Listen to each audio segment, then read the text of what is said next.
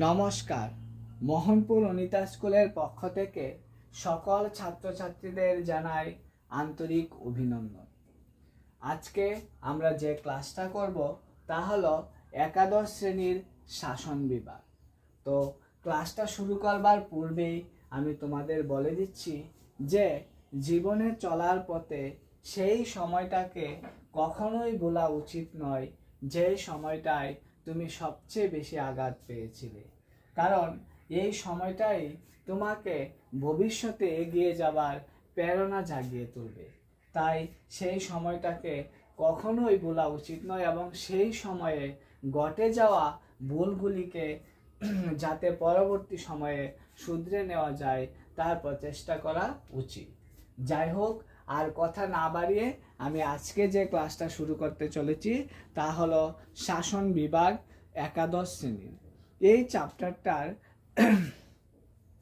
একটা সম্পূর্ণ ভাগ আমি কিছু সংক্ষিপ্ত আকারে বুঝিয়ে দেবার চেষ্টা করছি।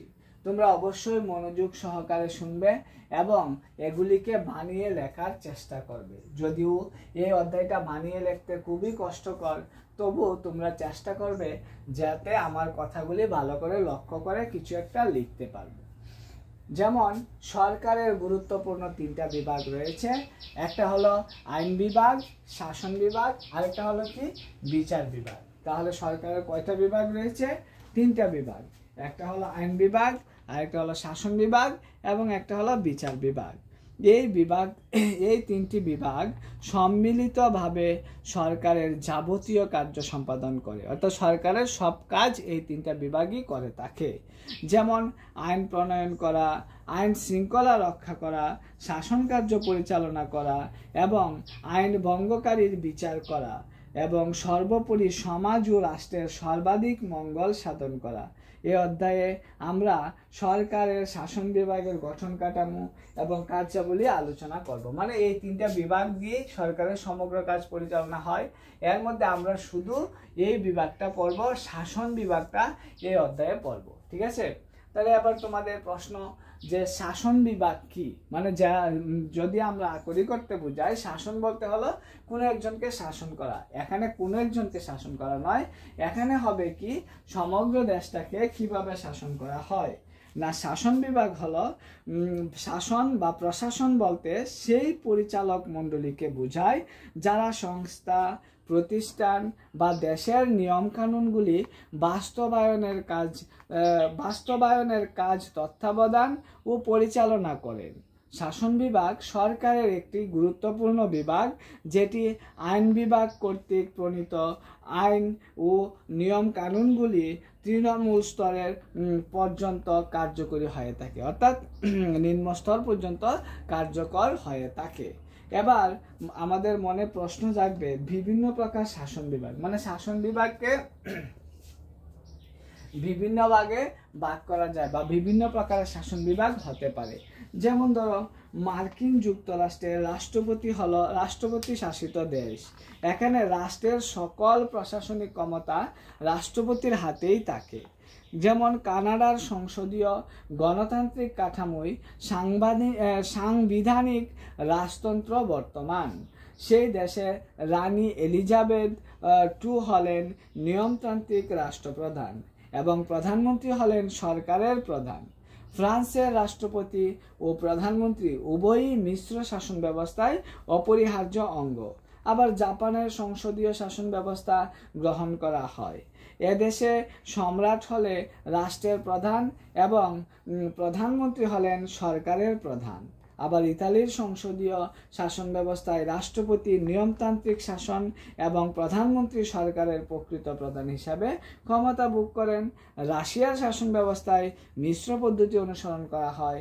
এদেশে রাষ্ট্রপতি হলেন রাষ্ট্রের প্রধান এবং রাষ্ট্রপতি কর্তৃক নিযুক্ত প্রধানমন্ত্রী হলেন সরকারের প্রধান। তাহলে আমরা বুঝতে পারলাম বিভিন্ন দেশের মধ্যে শাসন ব্যবস্থা বিভিন্ন রকমের হয়ে থাকে। ঠিক আছে? বিভিন্ন দেশে মার্কিন যুক্তরাষ্ট্রে একরকম, রাশিয়া একরকম, কানাডা একরকম, জাপানে একরকম। তাহলে আমরা তিন রকম বা চারটা জায়গায় 4 রকম দেখতে পেলাম। এবার রাষ্ট্রপতি শাসিত শাসন ব্যবস্থায় রাষ্ট্রপতি রাষ্ট্রপতি রাষ্ট্র ও সরকারের প্রকৃত প্রধান হিসেবে দায়িত্ব পালন করে। এই ব্যবস্থায় তিনি তত্ত্বগত এবং প্রায়োগিক উভয় ক্ষেত্রেই প্রভুত্ব ক্ষমতার অধিকারী।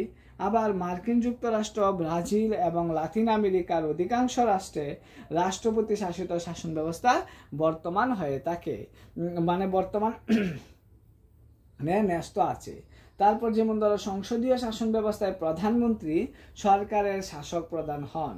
এরূপ শাসন ব্যবস্থায় রাষ্ট্রপতি রাজা বা সম্রাট হলেন নিয়মতান্ত্রিক, প্রথাগত এবং আনুষ্ঠানিক প্রধান।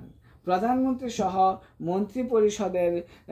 মন্ত্রী পরিষদের সদস্যদের হাতেই রাষ্ট্রের প্রকৃত ক্ষমতা ন্যস্ত থাকে। আবার জার্মানি, ইতালি, জাপান, ইংল্যান্ড এবং পর্তুগাল প্রভৃতি রাষ্ট্রের সংসদীয় শাসন ব্যবস্থা দেখা যায়। আবার আংশিক রাষ্ট্রপতি প্রধান শাসন ব্যবস্থায় রাষ্ট্রপতি ও প্রধানমন্ত্রীর ক্ষমতা পদমর্যাদা একটু ভিন্ন প্রকৃতির হয়ে থাকে। এক্ষেত্রে রাষ্ট্রপতি ও প্রধানমন্ত্রী একই দলের সদস্য হতে পারেন বা বিভিন্ন দলভুক্ত হতে পারেন এবং কোনো বিষয়ে এদের মধ্যে মতবিরোধও থাকতে পারে। ফ্রান্স, রাশিয়া ও শ্রীলঙ্কায় এই ধরনের শাসন ব্যবস্থা প্রচলিত। তাহলে সংসদীয় শাসন ব্যবস্থা, আংশিক সংসদীয় শাসন ব্যবস্থা, তারপর হলো কি যে শাসন ব্যবস্থা রয়েছে নিয়মতান্ত্রিক শাসন ব্যবস্থা, সব যে কোন কোন দেশ রয়েছে সেই সম্পর্কে আমি তোমাদের বলে দিলাম। এবার হলো আমরা সেই শাসন ব্যবস্থা তো পড়েছি, এবার আসবে আমাদের ভারতের শাসন ব্যবস্থা, অর্থাৎ ভারতের সংসদীয় শাসন ব্যবস্থা, মানে সংসদীয় শাসন ব্যবস্থা প্রচলিত। ভারতের সংবিধান রচয়িতাগণ কি করেছে? ভারতের সংবিধান রচয়িতাগণ চেয়েছিলেন যে সরকারের একদিকে যেমন থাকবে শক্তিশালী শাসন বিভাগ, অন্যদিকে শাসন বিভাগের স্বৈরাচারিতা ও ব্যক্তি পূজা প্রতিহত করার জন্য থাকবে অনেকগুলি রক্ষা কবচ। যেমন সংসদীয় শাসন ব্যবস্থায় এমন কতগুলি কার্যকরী ব্যবস্থা থাকে যার দ্বারা শাসন কর্তৃপক্ষ হয়ে ওঠে ঘনমুখী, মানে শাসন কর্তৃপক্ষ ঘনমুখী হয়ে ওঠে এবং উত্তরদায়ী এবং জনগণের নির্বাচিত প্রতিনিধি কর্তৃক নিয়ন্ত্রিত হয়। সুতরাং ভারতের সংবিধান আঞ্চলিক এবং জাতীয় উভয় স্তরে সংসদীয় শাসন ব্যবস্থা গ্রহণ করার কথা উল্লেখ করা হয়েছে, অর্থাৎ আঞ্চলিক স্তরে এবং জাতীয় স্তরে সবটাই কি শাসন ব্যবস্থা ক্ষমতার অধিকার করা হয়েছে? সংসদীয় শাসন ব্যবস্থা বা সংসদীয় শাসন ব্যবস্থার কথা উল্লেখ করেছেন। সংবিধান অনুযায়ী রাষ্ট্রপতি হলেন কেন্দ্রীয় শাসন বিভাগের আনুষ্ঠানিক প্রধান। অবশ্যই লক্ষ্য করবে, রাষ্ট্রপতি কেন্দ্রীয় শাসন বিভাগের আনুষ্ঠানিক প্রধান, মানে বাস্তবে এই ক্ষমতা প্রধানমন্ত্রী সহ মন্ত্রিসভার সদস্যদের মাধ্যমে প্রয়োগ করেন। ভারতের রাষ্ট্রপতি 5 বছরের জন্য নির্বাচিত হয়। যদিও রাষ্ট্রপতিকে দেখতে প্রধান হিসাবে মনে হয়, কিন্তু রাষ্ট্রপতি প্রধান নয়, রাষ্ট্রপতি দ্বারা নির্বাচিত প্রধানমন্ত্রী এবং মন্ত্রিসভায় হলো প্রধান। ঠিক আছে, তারা রাষ্ট্রপতি 5 বছরের জন্য কি হয়? নির্বাচিত হয়ে থাকে। তারপর হলো রাষ্ট্রপতির ক্ষমতা ও পদমর্যাদা। এবার আমাদের নিশ্চয়ই রাষ্ট্রপতির ক্ষমতা সম্পর্কে ধারণা করা উচিত যে রাষ্ট্রপতির ক্ষমতা কি কি থাকে। না, রাষ্ট্রপতি ভারতীয় সংবিধানের 74(1) নং ধারায় বলা হয়েছে যে রাষ্ট্রপতিকে সাহায্য ও পরামর্শ দানের জন্য প্রধানমন্ত্রীর নেতৃত্বে পরিচালিত একটি মন্ত্রী পরিষদ থাকবে এবং রাষ্ট্রপতি সেই মন্ত্রী পরিষদের পরামর্শ অনুযায়ী কাজ করতে বাধ্য থাকবে এবং রাষ্ট্রপতি মন্ত্রী পরিষদের পরামর্শটি পুনর্বিবেচনার জন্য প্রেরণ করতে পারেন এবং সেক্ষেত্রে তিনি পুনর্বিবেচিত পরামর্শ অনুযায়ী কাজ করতে বাধ্য থাকেন। অর্থাৎ যদি দেখা যায় তাহলে দেখা যায় যে রাষ্ট্রপতি মন্ত্রীদের দ্বারাই পরিচালিত হচ্ছে। অর্থাৎ আনুষ্ঠানিকভাবে রাষ্ট্রপতি হাতে সংবিধান সম্মতভাবে সরকারের শাসন বিভাগ, আইন বিভাগ, বিচার বিভাগ এবং জরুরি অবস্থা সংক্রান্ত প্রভুত্ব ক্ষমতা থাকে। কিন্তু সংসদীয় শাসন ব্যবস্থায় রাষ্ট্রপতিকে প্রধানমন্ত্রী সহ মন্ত্রিসভার পরামর্শ অনুযায়ী কাজ করতে হয়। মানে রাষ্ট্রপতি নির্বাচিত হয়েছে, বাট প্রধানমন্ত্রী এবং অন্যান্য মন্ত্রী পরিষদের পরামর্শ অনুসারে রাষ্ট্রপতিকে কি করতে হয়? কাজ করতে হয়। ঠিক আছে, যেমন রাষ্ট্রপতির প্রধান 3টি পরিস্থিতিতে নিজেদের যেমন ধরনের কাজ করতে হয়, যেমন কিন্তু সংসদীয় শাসন রাষ্ট্রপতিকে সবার পরামর্শ অনুযায়ী কাজ করতে হয়। যেমন ধরো রাষ্ট্রপতি প্রধানত 3টি পরিস্থিতিতে নিজের স্বেচ্ছাধীন ক্ষমতা প্রয়োগ করে। মানে তাহলে আবার প্রশ্ন থাকে, তাহলে রাষ্ট্রপতির কি কোনো ক্ষমতা নেই? হ্যাঁ, রাষ্ট্রপতির ক্ষমতা রয়েছে। কি কি ক্ষমতা রয়েছে? স্বেচ্ছাধীন ক্ষমতা কি কি রয়েছে? মানে নিজের ইচ্ছায় রাষ্ট্রপতি কি ক্ষমতা প্রয়োগ করতে পারে? হ্যাঁ, নিজের ইচ্ছায় রাষ্ট্রপতি যে ক্ষমতাগুলি প্রয়োগ করতে পারে সেগুলি হলো, তিনি মন্ত্রিসভায় গৃহীত সিদ্ধান্ত বা পরামর্শকে ফিরিয়ে দিতে পারেন, অথবা পুনর্বিবেচনা করার কথা বলতে পারেন, অথবা এক্ষেত্রে তিনি তার নিজস্ব মতামত আরোপ করতে পারেন। তারপর হলো, পার্লামেন্ট কর্তৃক গৃহীত যে কোনো বিল তিনি ভেটো প্রয়োগের মাধ্যমে অসম্মতি জ্ঞাপন করে বিলটিকে স্থগিত বা প্রত্যাখ্যান করতে পারেন, অর্থাৎ রেখে দিতে পারেন, অথবা এটাকে বাদ বলে ঘোষণা করে দিতে পারেন। তারপর হলো, যখন নির্বাচনে লোকসভায় কোনো রাজনৈতিক দল সংখ্যাগরিষ্ঠতা অর্জন করতে পারে না, তখন রাষ্ট্রপতি নিজ পছন্দ মতো ব্যক্তিকে প্রধানমন্ত্রী পদে নিয়োগ করতে পারেন। অর্থাৎ যদি সংখ্যাগরিষ্ঠতা কোনো দল নির্বাচনে জয়ী হতে পারেনি, তাহলে রাষ্ট্রপতি তার পছন্দ মতো কি করতে পারবে? মন্ত্রী নিয়োগ করতে পারবে। এবার প্রধানমন্ত্রী ও মন্ত্রী পরিষদ। তাহলে প্রধানমন্ত্রী ও মন্ত্রী পরিষদের কাজ কি, বা প্রধানমন্ত্রী ও মন্ত্রী পরিষদ কিভাবে গঠিত হয়? না, সংসদীয় শাসন ব্যবস্থায় প্রধানমন্ত্রী কি করে? সংসদীয় শাসন ব্যবস্থায় প্রধানমন্ত্রীর পক্ষে অবশ্যই লোকসভার সংখ্যাগরিষ্ঠ সদস্যদের সমর্থন থাকা উচিত। সংখ্যাগরিষ্ঠদের সমর্থন হারালে প্রধানমন্ত্রী ক্ষমতাচ্যুত হন। এরপর প্রধানমন্ত্রী মন্ত্রী পরিষদের সদস্যদের নির্বাচিত করেন। রাজনৈতিক গুরুত্ব ও অভিজ্ঞতার নিরিখে প্রধানমন্ত্রী বিভিন্ন মন্ত্রীদের মধ্যে দফতর বন্টন করেন। মন্ত্রিসভায় 3 ধরনের মন্ত্রী থাকে, যেমন পূর্তমন্ত্রী, রাষ্ট্রমন্ত্রী ও প্রতিমন্ত্রী। কি কি? পূর্তমন্ত্রী, রাষ্ট্রমন্ত্রী এবং প্রতিমন্ত্রী। প্রধানমন্ত্রী এবং মন্ত্রিসভার সকল সদস্যকে পার্লামেন্টের সদস্য হতে হয়। পার্লামেন্টের সদস্য নয় এমন কেউ যদি প্রধানমন্ত্রী বা মন্ত্রী পদে আসীন হয়, তাহলে তাকে আগামী 6 মাসের মধ্যে পার্লামেন্টের সদস্য হতে হবে। যদি প্রধানমন্ত্রী তাকে নিয়োগ করে নিয়ে নেয়, তাহলে তাকে 6 মাসের মধ্যে কি করতে হবে? পার্লামেন্টের সদস্য হতে হবে।